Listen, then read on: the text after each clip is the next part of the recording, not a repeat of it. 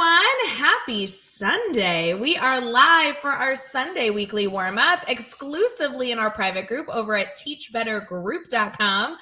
My name is Ray Hewart. Brad Hughes is on vacation, but we have an extremely special guest that I know many of you have been very, very excited to hang out with.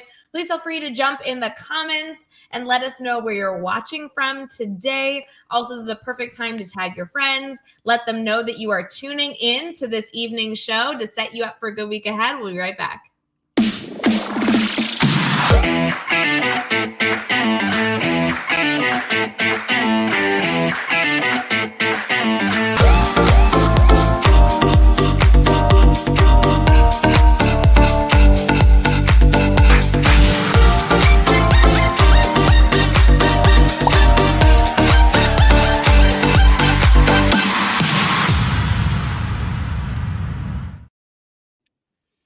Hey everyone, and welcome to our Sunday weekly warm-up exclusive in our private Facebook group and then restreamed the following day, Monday night, on Facebook, YouTube, Twitter, Twitch, and LinkedIn.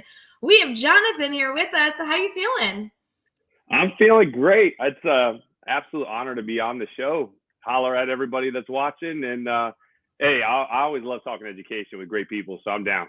I was so excited when we finally got this scheduled because you are a hard guy to hunt down. I mean, you are traveling constantly, teaching full-time. I'm so excited for our community to get to spend some time with you tonight. Before we get too far, let's make an assumption that maybe some people here aren't yet connected to you. Do you mind sharing a little bit about who you are and what you do?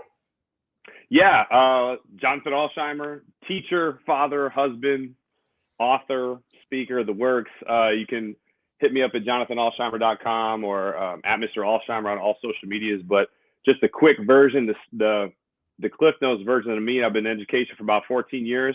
And, you know, my whole jam is like making school fun for kids and having a good time in the classroom, trying to like look outside the box to make things engaging. And one day I had a guy who's in the speaking business pop into my classroom, and he was like, man, this is cool, man. Like, and I had no idea who he was at the time. We're great buddies now. And he's like, you got to start presenting this stuff. And it was interesting he said that because I started writing a book. Like, I just think I feel differently about education. We're going to talk about today. And did a breakout session in Florida. The next thing you know, people liked what they saw. It was engaging to them. It's exciting. And my whole thing is like, I'm a passionate person, especially about everything that I love to do, but especially education. Like, I'm just passionate about it. Want to give teachers the tools to be successful. And so that's who I am in a nutshell.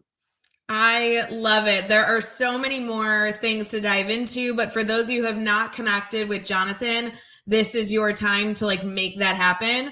I have not only purchased and read your book, and also I've seen you keynote, and you are a powerhouse. It doesn't matter what stage you're on. I have seen you just really leave educators inspired with actionable takeaways, which is a huge thing with our Teach Better community. We love the fluff, right? Everyone loves to feel good, but we want the takeaways. And you are constantly somebody who's out there sharing the tangible takeaways. So I really, really appreciate that about you. Thank you. I was actually really excited because this year, my father's seen me speak twice, and he's like probably the most critical in a loving way, but the most critical person ever. And I was like, Dad, what do you want me to do differently? And my wife, and it was great to have him at the event. My daughter's, I was the keynote speaker middle school conference on Friday this past week, and the first time my wife heard. Oh, hey, Jonathan, it looks like we're getting like every other word. I wonder if your headphones are just needing to catch up. Try it again. Let's do that. We're going to switch it up to get good tech going. Here, you're muted. Unmute yourself. Let's see if that works. Can you hear me better like this? Oh, so much better. Good. We didn't want to miss that story. Keep going. Pretty good headphones, man. This is the worst. Well, you might hear my family running around the hallway. So what I was saying like was it that way. It's Sunday. We're all at home in our PJs getting ready for the week. You're good. That's done. So what I was saying was I just had the opportunity to be the keynote speaker for the Virginia Middle School Conference, the annual conference, and it was this past Friday, and it was the first time that my wife and kids were there. And for me, like, the pressure was on. Like, when I say the pressure was on, it was so on. And to have my family front row, to have my girls there. Cause I tell a story about each of my daughters at the keynote, in my keynote. And I remember like I was in the hallway next to the main hall, and I was just like jamming out to my music, trying to like focus up. And when it was all said and done, it was wild because at 2 different times I looked at my daughters in the eyes as I was telling a story about them, and they were both tearing up, and I held it together the first time, but the final piece, like just the crusher at the end, is about my oldest daughter, Adley. I looked at her, she teared up. I almost cried on stage. I was like, I can't look at you anymore. I looked away. But when it was done, it was amazing. I got this standing ovation, and then my girls and my niece was there too, and they ran over and gave me a hug. And somebody actually caught that and posted on social media. And so it was just an amazing moment. It's great stuff. Oh my God, I love those moments. And that's actually what I feel like makes a good educational speaker, educational coach, educational keynote, is that real element. You want to bring the humanity, the authenticity. And I've seen that from you in many, many interviews I've watched you do, and hearing you do a live keynote. I mean, I think that's what makes you such a desirable educator to be connected with, because it feels like a real conversation. It doesn't feel like a gimmicky thing. And so it's awesome that you're able to keep this up, and that people are getting the feeling and the impact that you want out of those experiences. For our people here who may not know the type of work that you're most passionate about, without going too far into it, because we'll go into that as we get into the interview, but Sure. what do you feel like is like your go-to topic? What do you turn to when it's like, we want to hear what you think? What's the soapbox topic? Yeah, I'm really big on like two major things. So, and we'll dive into all that, but climate and culture, and how teachers are the driving force of school culture. And schools moving a forward trajectory only because of the people that walk the halls each and every day. Leadership's key. They can make or break too, but it's really the teachers. That's number one. Climate culture is huge. But then number two is giving teachers what they need, the tools and the ideas to enhance student engagement. Also, and I'm going to lump in like building relationships, because one of the things that I'm really big on too is like, you got to have that relationship piece with the kids, but a lot of times it's like, how do I do that? So you can do that in an engaging way. And so it's all about, for me, it's like giving teachers the ideas, like here's an idea, gamification, AI, like all the things to kind of take the weight off of teachers, because this is the toughest time in education, in my personal opinion, that there's ever been. Yeah. So climate and culture, all stuff, no fluff. And then enhancing student engagement, again, all stuff, no fluff, real ideas that people can use and walk away with. Practical stuff, like practical things, not like I got to spend 4 hours developing something, like something that I can use, modify to meet the needs of my kids. Oh, it's so good. Friends, you have so much in store. I'm so excited for this conversation. Jonathan, here in this community, we share green hearts when we like things. And I'm already seeing some green hearts. People are very excited for this conversation. And a few friends who have never heard you speak or not read your book. And there's already some conversation in the comments about how their next read is going to need to be your book, and they're excited to connect with you. So great things here. As far as, day to day, because we'll get into the hows and all those incredible skills that you share with teachers on the daily in our next segment. What does a typical day look like in your life? Oh my goodness. Well, a typical day, wake up at 4:00 with my wife. We're working out, we roll into school, and, we do everything that the teachers are doing, and that's the thing. I was just having a conversation on social media, like a couple minutes before I got on, and the guy's like, are you a full-time speaker? Are you a full-time teacher? Like, what are you both? Like, what is your thing? So I'm a full-time teacher. So wake up at 4:00, get to the school, do all the things, get home. If it's a speaking event day, then I'm literally leaving my school and going to the airport, flying out of DC to wherever, and then right now I'm in the midst of writing my second book. My first book, Next Level Teaching, is all about, the climate culture of teachers. But my second book that I'm writing for Jimmy Costas, his publishing company, is all about the tangible strategies, the lessons, and it's just chock full of stuff. So I'm in the middle of like writing that at night. Like tonight, I'll be writing that tonight. I'll be writing it on the plane as I head to California in like 2 days. Like it's just one of those things. And then in the meantime, like for me, and if anybody that follows me on social media, like you will see this, for me, it's about being a good husband and a good father, and someone that my kids hopefully can look at and say, hey, my daddy worked hard. He loved his mama. or he loved he loved his wife, their mama, and built a good home for them. So for me, it's a lot of things, but I got a really good support staff. My wife, I have to shout her out like 14 times. My wife is a superstar rock star teacher. She's a third grade teacher. She actually set the record at her school at one point for like the highest math state test scores. So she's really good. So I pick her brain left and right, but then she has to take on all the things when I'm gone.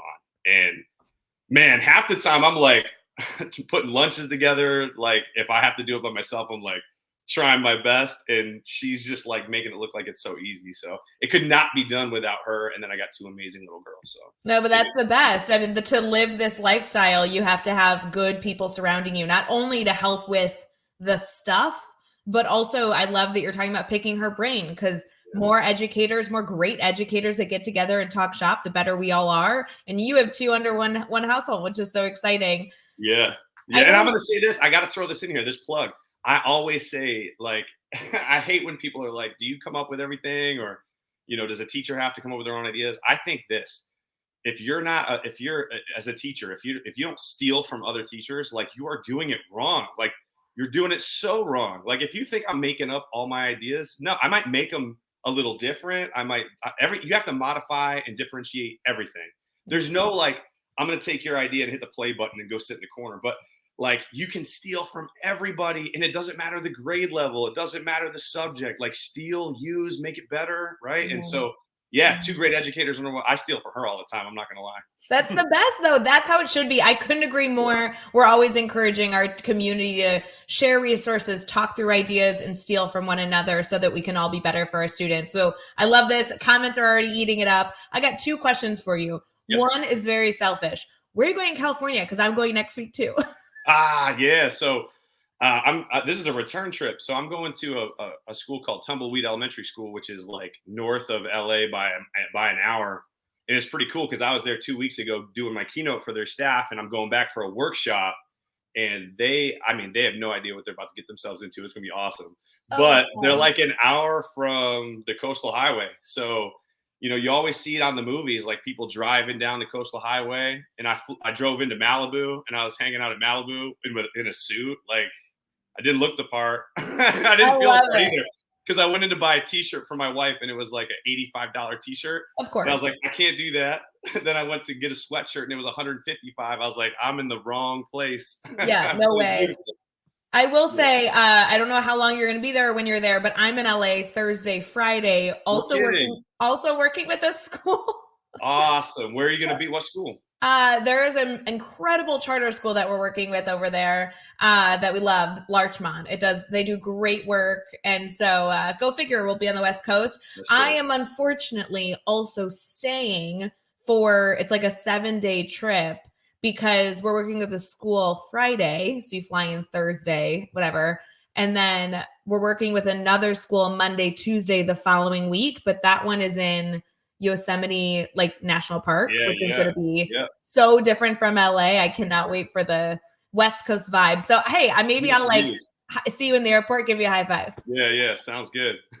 The other thing I know our community is wondering, rather than your travel schedule, that's totally a personal question for me, but is how you manage it all. I'm sure people ask all the time, and I know we have to get this one done. Otherwise somebody in the comments is going to be like, Jonathan, how do you do it? But it's true, right? You're a busy dad, a busy teacher, a full-time husband. And now you're talking about writing a book, which people are so excited for the second book, and couldn't give you a better celebration for the publisher. I know that that's going to be awesome with Jimmy Casas, but think about everything else. Like, how do you handle it?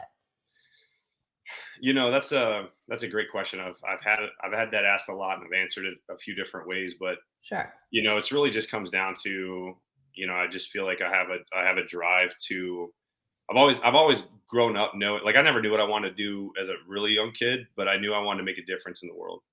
And I've always had a fire and a drive for that. And so really what it comes down to is a couple of things. Number one, I just want to make the world a better place, by my actions, by my character, and by the work ethic that I put out there and the stuff that I put out there.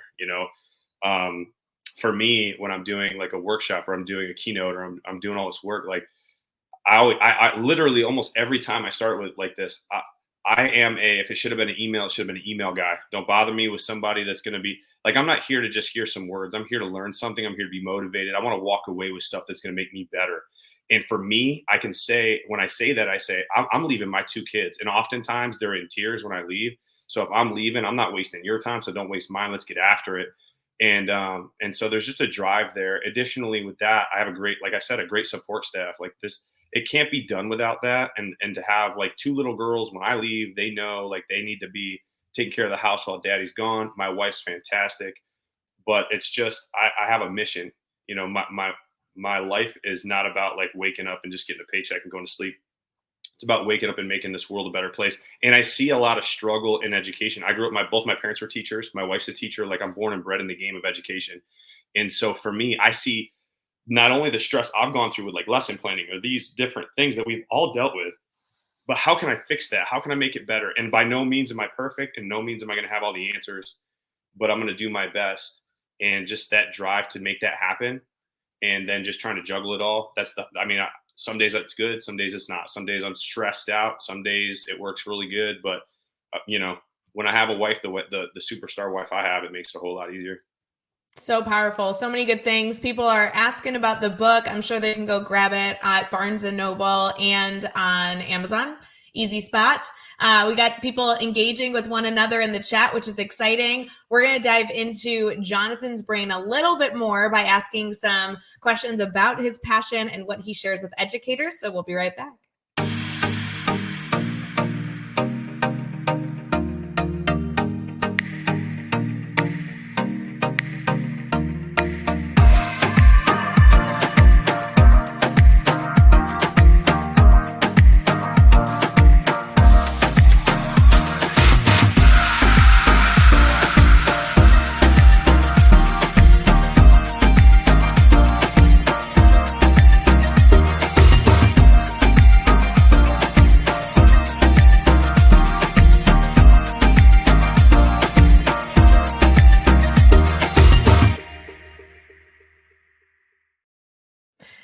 Hey everyone, thanks for sticking with us. We are currently enjoying our Sunday weekly warm-up, getting you ready for the week ahead, and we have Jonathan with us. I am loving the comments coming in. Keep them flowing. They're not only answering each other's questions, but also sharing your website, which I was eventually going to have you share, but it sounds like the comments just can't wait till the end of the show to connect with you. I also love that people are in the comments talking about how they've heard you keynote and how it's been one of their favorite keynotes they've heard. They said that your engagement is like amazing, and you constantly work to stay so relevant to the audience you're speaking to. So you have a lot of love happening in the comments, which is always exciting. I know we have some educators that also took a note here that said that they're ready to take notes. And in this section, that's where we usually find people taking those major takeaways, because we're focusing on our Sunday strategies. So Jonathan, I want to go back to that soapbox moment, and we have some time here, so I'm not rushing you, but if there was one takeaway that you wanted our community to have following this conversation, let's pretend they remembered nothing else, what would you want that major takeaway to be? Well, I mean, geez, that's really tough for me to answer because I could soapbox all day long. I'm a preacher at heart, I think. Yeah. It's this. My big thing is this: like, don't expect to like all of a sudden, today I feel like this as a teacher, and then tomorrow I have to be like perfect, or I have to have like 15 new strategies by the end of the month. Like my big thing is, take it one day at a time. Look at what you did last year. How can you make it a little bit better? Try to pick one thing that you can get better at, and try one new thing in the classroom. We're going to talk about a lot of strategies, I'm sure, today. Take one and think like, how can I make this happen? How can I work with it in my classroom? And just one day at a time, get a little bit better. It's just like with sports or anything else you do, like just get a little bit better every single day. And then the next thing you know, you look back, it's like, I remember my first year as a teacher, I was like, I thought I was pretty good. Looking back now, like I was god awful. And every year I could probably say like, not good. And now I'm not going to sit here and be like, yeah, I'm fantastic. Like there are things that you can't always do. And it also depends on your kids and the grade level and all the things. Right. But, looking back, like I've grown so much, but it's been a long time. So don't expect to change overnight. Take it slow, and that's okay. And It's about progress, not perfection. It sounds like such a cliche thing to say, but it's the truth. Yeah, I love that. How could you say it better? Like, that's amazing. It's the teach better mindset that we talk about, right? Better today, better tomorrow. I love that creation. And, Jonathan, I love that your challenge to our community as a takeaway is more of a how than a what. It's not about having the what, but truly like respecting the process and being dedicated to growth, which is really exciting. We can get into a little bit of the what, though, since obviously you've written a book and obviously do a lot of professional development for teachers. What do you feel like educators need to hear right now? Because it's March. A lot of educators are either headed to spring break or wrapping up their spring break. And like you said earlier, I mean, teaching's harder than ever these days. So while, being a little bit better at each and every day is great, there's also a lot of areas that educators are thinking about they could probably work on since we wear so many hats. What are your thoughts on that? Wow. Well, I'm going to say for me, it's about making the classroom engaging. And that's what it comes down to. Like, number one, making the classroom engaging. But when I say that, like, there's so much to it, and it's really hard to say, like, it's March, what do you pick now? So I'm just going to throw a bunch of things out there, and it doesn't have to be March. It could be August. It could be whatever. Like, number one, I like to say, teachers, be the conductor of the symphony in your classroom, in your hallway. Like, set a standard and live by that. So, like, in school leaders that are watching this, like, I do a leadership keynote, and I say the same thing that I say to the teachers too. You set the standard. What do you want your school to look like? Like, what do you want it to look like? What you want your classroom to look like? And then you make it happen, and you make it, and you have to live by that. You can't say, like, that's the one thing I think in education that is so frustrating for teachers, especially, but like, people are like, let's go in the beginning of the year. And they're like, let's make it happen. And we're going to do this, this, this, this, and this. Well, how about we just do this and we do it all year? Consistency. Like, and everybody comes out with a new word every single year. They're like, my word is this, my word is this. I just said in the keynote on Friday, I said, if I could pick a word, I never do, but if I could pick a word, it would be consistency. I don't care what you're doing, just be consistent at it. Because whether you're a teacher, whether you're a bus driver, whether you're cafeteria staff, whether you're a superintendent, I don't care what you are. If you lack consistency, you've lost. You've lost your teachers and you've lost your students. For example, if I come in on day one, and this is just me throwing this is me. When I come in on day one, my kids, like, my standard is set, and it's going to be like that every single day. So when you walk into my classroom as an adult, my students will stand for you. Now, a lot of people might be like, well, wait, what? Like, how do you do that? And so for me, I'm a second child. I bucked the system. Like, I never really got in trouble because my dad, my parents, like, they wouldn't handle that. But I always wanted to know why. Why is this a rule? Like, I need to know.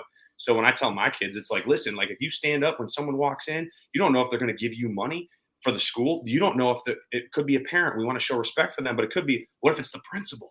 Oh my goodness. Can you imagine what the principal is going to think about our classroom or you specifically? What if you've been deemed a troublemaker, maybe you're whatever, it doesn't matter. Like, you want to impress the people that come into this building. So stand up for them when they walk in and watch their faces. And inevitably the kids, I'll like tell teachers or principals, hey, come in at my classroom at such and such a time. Let's test it. Because the more you practice it, consistency, the more it becomes routine. So people would come in, kids would stand, the people would be like, whoa. And then the kids would be looking at me like, yeah, straight, you see that? And so they're locked in. Then it's like, what else is the standard? Yes, sir, no, sir. If you don't know how to get a pencil, this is how you do it. All those routines are in place. Then after that, again, consistency. I'm consistently going to try and build relationships with my students. And there's going to be kids that want nothing to do with me. And there's going to be kids I can't build a relationship with. But that doesn't mean I don't stop trying. I'm going to consistently try to chip away at that ice. And I might do that through saying a joke of the day. In my classroom, I have a Mr. Alsheimer story of the day. And if I don't tell it, the kids are like, Mr. Alsheimer, you owe us 2 stories today. Like, give us something, right? And so that's a way to build relationships with my kids. Additionally, I use that as an engagement piece. There's a lot of research that shows, like, if you get kids laughing or whatever, like, all of a sudden the endorphins in your brain are kicking in, and now they're more willing to collaborate with each other. They're more willing to talk during group work or to participate when they normally won't, right? So in this case, when I do those small things, like, that's not just like I'm not winging it. Like, I've already thought of these things ahead of time. And if it doesn't work, and there's times where I have a class that, like, maybe that doesn't work, so I'm going to try another avenue. And as it relates to engagement, again, consistency. I still do note card thing. I still do the worksheets every once in a while. I still do different stuff. But how can I get kids up and moving? How can I turn a worksheet into an activity? How can I take a thing I did last year? I'll tell you what, like I'm going off on a tangent here, but I did sketchnoting with kids, and I was teaching them the kids who like, I can't draw at all. My daughter's fantastic. But I was like, use the computer and trace it. You got the idea. You might not know how to draw it, but you got the idea. And I'm going to have you create a study guide. So I look at your study guide and I can see it all. What if I'm a ESOL kid and I can't read it, but I can see it, right? Well, this year we took it a step further, and it's like, all right, let's use AI. And all of a sudden the kids were like, Mr. A, I literally just want to play on AI. And like, they love like building images. Like you type in a sentence, and in my workshop, I actually have it up on the board. We did this as a class. It was like, it was on Canva. I hit the AI generator button, and I was like, and there's a ton of apps you can use, but it was like cowboys in the Great Plains with a sunset, because they all know Mr. Alsheimer loves sunsets, right? So all of a sudden this awesome thing pops up, and they're like blown away. It looks so real. So now they're building using tech. Now they're building sketch notes. Now they're building creative writing. I was just doing a workshop in New Jersey like 2 weeks ago, and a first grade teacher walks up and goes, how do I get my kids to want to such and such? I was like, you have first grade kids, so there's going to be a little bit of a modification here, but have them type one sentence after they write it with you, and you correct the grammar. Have them write one sentence, hit the AI generator button, and see what pops up, and have them make 10 slides with stuff that they want to write about. Kid playing baseball outside pops up. Now put that on, show them how to put it on a slide, and now they can create it. And it's just their imagination, but they're writing, right? Or they're practicing whatever. And then if you have high school kids, you can take it to a whole nother level. I'm blasting out my Array of Hope shirt. This is our Give Back campaign where we literally created a business in the classroom. And I used the idea of our business to show kids that AI, you can bring a story to life. So they had their own project. It wasn't a business. We did a business one, but there was their own project, and I want graphics. I want to see it. I don't want to read everything all the time, although I do, but I want to see it. And I was like, you can use the AI, you can use AI generators and all these different things to bring your ideas in any capacity, in any content, at any grade or subject, whatever, to life. And all of a sudden these kids, I'm showing them stuff, and they're like, I was like, look at the picture of this young boy in a hospital bed holding a teddy bear like we have in our business. And I was like, now, if you notice that picture, that's not real. And they're like blown away by it. Whoa, this is not real? No. So now they're diving into it. And by the time class is over, like when you hear this, and you hear it a lot, Mr. A, class is over. Like, I don't want to leave yet. Well, it's too bad. You got to go. Can we do it at home? I mean, do homework? Yeah. I mean, if you want. Like, kids are asking to do the work at home. And it's just, again, consistency. Like, this is not an everyday thing, right? But like looking at like, I did it last year. It looked like this. That's cool. I'm going to take a chance on trying something new. And then all of a sudden, wow, this works. And I'm going to use it in a lot of different avenues, right? So again, for me, consistency. I set the standard in my classroom. Consistency. I set the standard of how I build relationships. Consistency every single day. It's not a Monday, Tuesday thing or an August, September thing. It's an everyday, all year thing, getting kids engaged in the learning process. I love so many takeaways in this conversation thus far. I'm really enjoying the focus on the word consistency as something that we can all reflect on this week as we head into a March week ahead. You know, it's interesting. On Thursday nights, one of my responsibilities is to facilitate a grid method certification program that we're doing. And we're in a pilot stage. So it's like a group of educators that applied to essentially get certified in mastery learning. So it's really interesting. It's very focused on discussion. And one of the elements that came up this week was struggling to really get the classroom management down of a very mastery learning focused classroom. There's a lot of new elements that teachers need to essentially learn how to do differently than a previous, maybe more traditional classroom. And one of the focuses was truly choosing to do it consistently. If you try something for a day or two, it's not going to stick. And if you give up on it, then it for sure isn't going to stick. So this reflection here on consistency is going to be something that I really envision every single educator being able to reflect on, because there's so many elements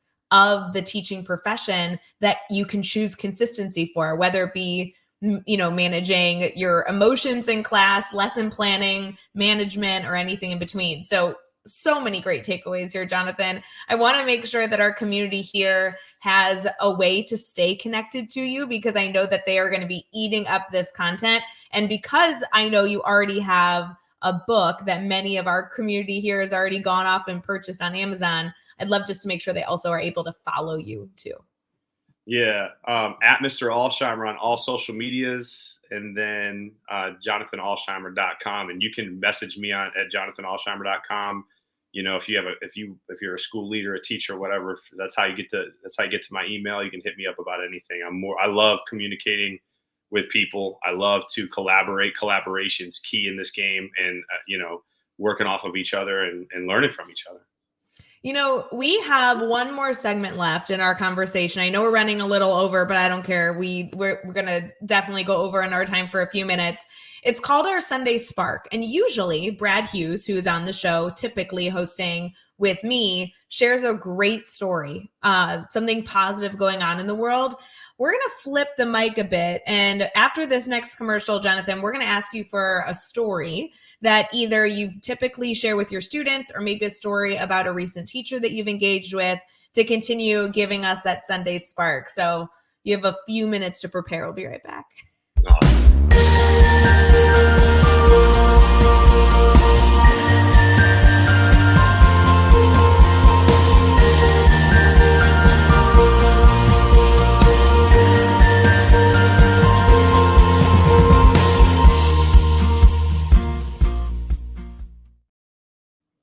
Hey everyone, we are wrapping up our Sunday weekly warm-up, but we are here for our Sunday Spark, which is a very fun time every single show where we share something positive happening in the world. We are flipping it to Jonathan to share some thoughts on what spark we could wrap up our show with. Anything come to mind that you want to celebrate? Something wonderful in the world that we want to give a shout out to? Yeah, well, I'm going to say this. I'm going to keep it local if that's okay. Please. And I have to share this because it just happened this past week, and it's this. One of the things that my school did, and there's a whole story behind this, but and I'm wearing the shirt for a reason, and it's not even, hey babe, my girls are all saying goodnight, but it's and actually it's something that's happening in a local elementary school, and of course I've talked about my Array of Hope thing, and it's a project. For those that don't know, it's a project where it was a class project where we created a business around raising money for buying toys for kids in the hospital over the holiday break. And it was a massive thing. And the story stems from my daughter was in the hospital, and she got a hospital box with toys from a family that donated it because they lost their son in a tragic accident. So rather than delving into or dwelling on the negative and why this or whatever, they decided to make something better happen in his name. And then my mom passed away from cancer. Her name is Kimray Alsheimer, and she was a first grade teacher. And so we changed the name of the project that was originally From Kids to Kids to Array of Hope. And then now it's gone national. There's schools all over the country doing this. And it's literally, you don't have to buy anything. You literally just raise money, buy toys for kids, and make somebody's day at your hospitals. And so I'm going to throw a few things out there that are related to this because it's a feel good story, right? We just had a school in Chicago, in the Illinois area, Chicago area, where their high school student council did 85 boxes to the local pediatric unit. There was a school a month and a half ago in Orlando, elementary school, that raised enough money to do like 30 or 40 boxes for the local cancer ward for the pediatric unit. And then my daughter's school, so this is all over the country. My daughter's school, I spoke at their school this fall, and their guidance counselor was like, I want our kids to do this. And so I just met with their school, their team, and the PTA, and they're going to actually run this through their elementary school and give boxes to our local hospitals as well. And it's just an amazing thing because, like, here's the truth of it. It's about empowering kids to realize their full potential. And whether this is something that started with my students, but the fact that whether it's my daughter's school or another school, to see kids build something that they didn't realize that they could build, and to give back in a way it's just teaching them empathy, but it's teaching them that in a way where they're realizing something like, man, we did something big. It wasn't like somebody gave us the money or gave us the resource and we just took it to the hospital. Like, they may have given us the money, but we We did the financial sheets. We found out which things were the most money. We did the flyers. We did the this. We did the that. We put it all together. We packaged it. We bought the stuff, and then we put it together and took it to the hospital. And there's so much power in that. And so I'm really excited for my daughter's elementary school to take this project on to make it happen and to make a difference in the community. I wish of all things, I wish that teachers in schools would stop with this idea of school is just about passing tests. If you give kids a reason to show up and you focus on effort and attitude and studying, those test scores are going to go through the roof, not because you push test scores down kids' throats, but because you give them a reason to show up. And when you give kids a reason, something like this, they're doing something massive. Now they're connected with their math teacher in a way that they weren't before. Now they're connected with their whatever teacher in a way they weren't before. And now they're showing up and they're connected with their school in a way that they weren't before. And you're going to have more parent participation. You're going to have more community participation. And you're going to have kids that are showing up. I've had kids that were like showing up with smiles, asking to stay. And that's going to be something that they're going to remember for the rest of their life. And it happened at our school. If we just give kids a chance to make a difference, oh my gosh. And you can rope in all the academics with the writing and the math and the things into the project. But at the end of the day, it's about making a difference in the lives of our kids by giving them a chance to build something special in the community. So many good things here. And Jonathan, that was the perfect way to wrap up this show. I'm so excited for our community to connect with you and support the work that you're doing, whether it be in the classroom as an educator, in the incredible community you've built of your professional learning network, supporting educators through professional development opportunities and everything in between that you are working on. So I really, really, really appreciate the time. Thank you for coming on the Sunday Weekly Warm-Up. It was a blast. Thank you so much. For everyone here, we hope you have an amazing week ahead. Connecting with Jonathan is only the first step. Feel free to go grab his book. And hey, it sounds like you might even want to bring him out for a keynote. I can recommend it. If anyone needs like a letter of like a reference, I'd be like, yes, he's a great keynote. Bring him out. I am excited for you guys to continue this conversation off of our live stream, but we hope you have a wonderful, wonderful week, making a huge impact on students. Have a great night, guys. See you later.